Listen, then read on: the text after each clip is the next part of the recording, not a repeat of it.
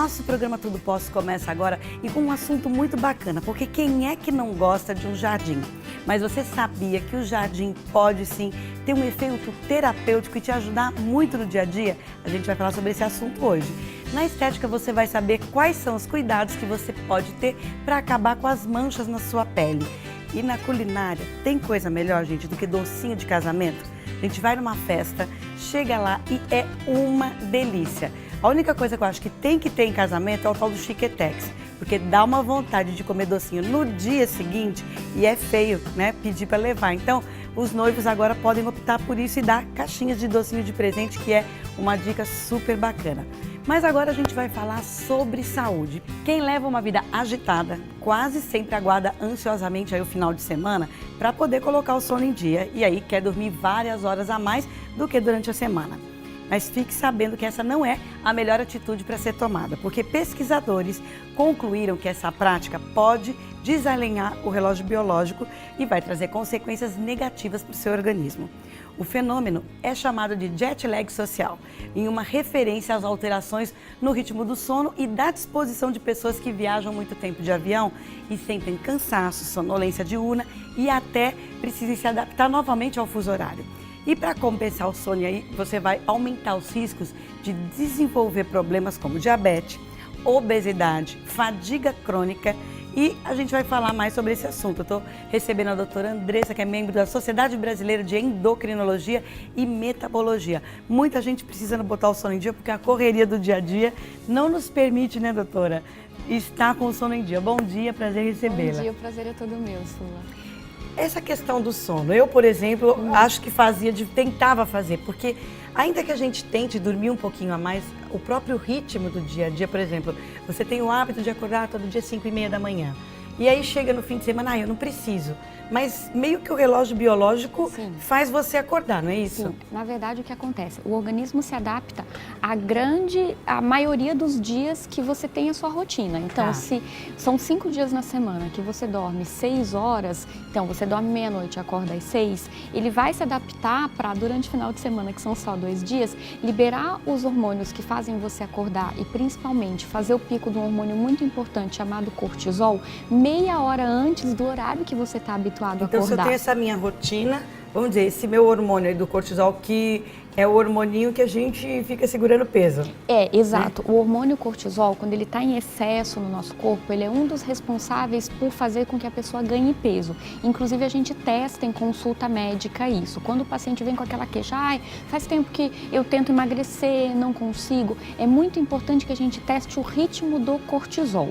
Então, é isso mesmo. Quando durante a semana a gente tem um sono mais curto, meia hora antes da gente acordar, a gente faz uma liberação de um pico de cortisol, porque o cortisol é um hormônio que dá disposição para você começar o seu dia. É assim que funciona, biologicamente é assim. E o que acontece se eu insisto e falo, não, hoje eu posso ficar na cama, vou dormir mais um pouquinho, e insiste, mas aí fica aquele sono que a gente fala, picadinho, né? Exato. Você vira para um lado, dormir mais um pouquinho. Aí o tal do cortisol, então tá funcionando, te empurrando para fora da cama. Te empurrando para fora da cama, fazendo você ir fazer suas tarefas. E você vira para outro lado mais um pouquinho. Aí o corpo, Qual na verdade, ele tende a manter o cortisol um pouco mais elevado nesse dia. E aí o ritmo do cortisol se mantém um pouco mais elevado no dia que você insiste em permanecer um pouco mais na cama. E aí, mesmo que eu coma só alface, eu não vou conseguir Na verdade, emagrecer. a tendência é que você tenha uma lentificação do seu metabolismo e, com isso, tenha mais dificuldade de perder peso. Quem está ouvindo a gente, escutando, né, assistindo, perdeu um pouquinho, a gente estava conversando antes, né? Obesidade, ganho de peso, ela consiste de vários fatores, né? Ela é multifatorial. Não é só, na verdade, a parte dos hormônios que interferem, mas é muito importante que a gente mantenha uma regularidade de sono para que o nosso relógio biológico passe a trabalhar ao nosso favor. Então, esse é o alerta muito importante da nossa pauta hoje, né, Sula? Principalmente porque as pessoas, até isso, estão fazendo uma dieta, estão fazendo exercício, se matando, eu faço esteira, eu estou comendo tudo direitinho como a médica mandou, estou cumprindo tudo que foi passado, estou tomando o medicamento, não estou conseguindo.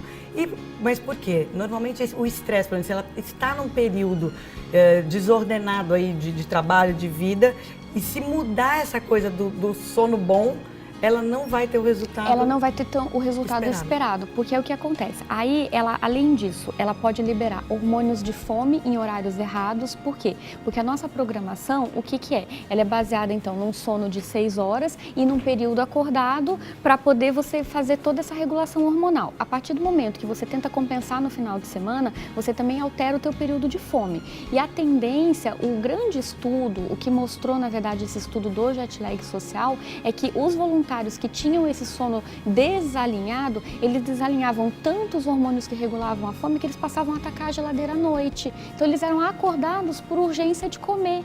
Então você vê que, por exemplo, quem dá plantão ou quem realmente fica até mais tarde estudando ou resolve fazer um serão ou mesmo não, eu vou dormir até mais tarde porque eu compenso, embaralha tanto essa regulação hormonal que ela não é benéfica quando a gente fala em perder peso. Não, e aí o fim de semana vira uma loucura, porque sempre a gente dá uma abusadinha, o fim de semana eu vou poder comer uma coisinha a mais. Exato. E aí o cortisol, se tiver acelerado aí para esse ganho de peso e você já comer a coisinha a mais, aí que já estragou a dieta de uma vez. Isso, e a gente também tem outro, nesse mesmo estudo foi visto que um hormônio chamado leptina, que é um hormônio que é associado com o ganho de peso e a obesidade, ele aumenta os níveis de leptina nesses pacientes que têm esse desalinhamento do relógio biológico.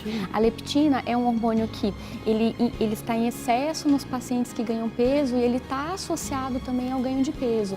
Então, na verdade, todo o mecanismo, o organismo passa a trabalhar em favor do ganho de peso quando a gente tem um relógio biológico muito alterado. Então, isso tem que ser visto. E o sono é fundamental para a gente manter, então, esse reloginho biológico equilibrado. Equilibrado. Uma coisa que é muito importante para as pessoas entenderem, que eu acho que é importante a gente colocar, é que, assim, essa questão de tratar perda de peso, ela passa pelo sono, passa pela alimentação e passa por uma avaliação completa. Então, assim, quando a gente fala de tratar peso, a gente tem que considerar tudo, né? Então, assim, às vezes, padrão alimentar, muitas vezes, assim, a pessoa que tem um padrão alimentar ansioso, a gente também tem que se voltar para olhar o sono dessa pessoa e entender, mas espera aí, como é que você dorme? Porque, às vezes, o sono reflete também um padrão de ansiedade. Como que pode ser isso? Quais são as características, vamos dizer, desse ansioso? Perfeito. Como que é o sono dele? Geralmente, são pessoas que têm insônia ou então que demoram para pegar no sono, né? Então, geralmente o sono vai refletir um padrão psicológico, um padrão de ansiedade da pessoa. Existem também pessoas que em períodos de depressão vão ter sintomas mais negativos, então elas vão ter hipersonia, elas vão ter excesso de sono. Então, querem dormir mais. E aí o que acontece? O sono, ele passa a ser um bom mecanismo da gente, ele dá dicas, na verdade, da saúde da pessoa. Uma coisa muito interessante é, por exemplo, se a pessoa ronca, aí ela já começa a apresentar episódios de sonolência diurna. Se ela começa a ter sonolência durante o dia, o que acontece? Ela rende menos no trabalho. Se ela rende menos no trabalho, consequentemente, ela vai realizar menos atividade física, vai diminuir a sua taxa de metabolismo. Então, você vê que a coisa começa... Está tudo interligado. Então, quando a gente fala de tratar ganho de peso, a gente tem que começar a entender que tudo se conecta e as coisas, elas trabalham para que a pessoa ganhe ou perca peso. Quando a gente fala de peso, a gente fala principalmente de gasto e ganho energético, mas muitas dessas não é só uma balança, não é só o que você está comendo e o que você está gastando, são vários fatores que interferem nessa conta. Né, e para a gente conseguir detectar, por exemplo, eu sou uma pessoa, eu deito, eu durmo logo, não tenho insônia, mas eu percebo que em determinadas fases, quando eu estou mais trabalho, mais estressada, eu tenho dificuldade na perda de peso. Aí, como que eu consigo detectar se o meu sono é bom? Bom, o que acontece? Existem algumas escalas que a gente consegue aplicar na consulta do consultório. Então, assim, escala de sonolência diurna é uma escala muito boa que a gente pergunta para o paciente: dorme no semáforo, se tá... Dá uma cochiladinha no semáforo, tá dirigindo, dá vontade de dormir. Tem uma que é assim: se você está em um carro em movimento, se você tem sonolência, se você deitou depois do jantar para assistir TV e você dá uma cochiladinha. No nosso programa não, né? Não, é de manhã, ainda bem. Então ninguém vai cochilar no programa. Não pode. Então assim, o cortisol acabou. Cortisol acabou, tá estimulado. Liga no Tudo Posso. Liga no Tudo Posso, perfeito. E aí assim, essa escala a gente aplica e a gente passa a ter dicas que vão indicar, na verdade, se a pessoa vai ter ou não risco de ter algum problema no período do sono. A partir do momento que a gente identificou que essa pessoa está em risco, existe um exame que é um padrão ouro, é chamado polissonografia. É um exame que a pessoa vai lá, eu brinco com o paciente, vai com o travesseirinho e com o cobertor. Esse exame todo mundo quer que o médico passe, né? Porque a gente vai lá para dormir. Exato. Olha que delícia. Vai para dormir. Vai lá, colocam os eletrodos, é monitorizado, geralmente é filmado a polissonografia e com isso a gente vai ter um laudo da evolução do sono desse paciente. Se ronca, se não ronca, se o oxigênio no sangue cai ou se ele normaliza. Existem pacientes que têm um dado nesse exame que é muito interessante, que é se o paciente para de respirar, que é o índice de apneia ou hipopneia, que é a queda da respiração. Tem paciente que passa até 45 segundos sem respirar por conta do ganho de peso. Imagina o que é para uma pessoa, é como se ela ficasse em apneia, imagina ficar sem respirar segurando por 45 segundos, e isso imagina acontecendo recorrente 3, 4, 5 episódios por hora.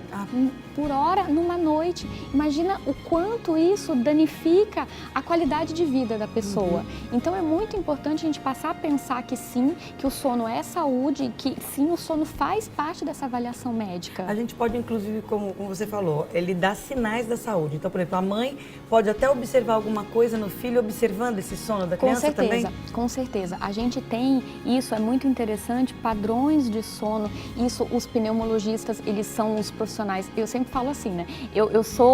O endócrino, o clínico geral, ele reúne dados, né? E, eventualmente, se a gente acha algum padrão alterado, a gente encaminha para o médico especialista, nesse caso é o pneumologista. Mas existem padrões de sonos que são muito específicos de determinadas doenças e podem ser identificados e podem ser tratados. E eu acho que o alerta mais interessante, na verdade, é que o sono dá dicas, o sono faz parte desse tratamento adequado do ganho de peso. Então, hoje em dia, quando as pessoas elas falam em perder peso, elas também têm que olhar um pouquinho para os hábitos dela, né? E não só os hábitos alimentares. É um conjunto, né? É um Porque conjunto, exatamente aquilo que eu falei.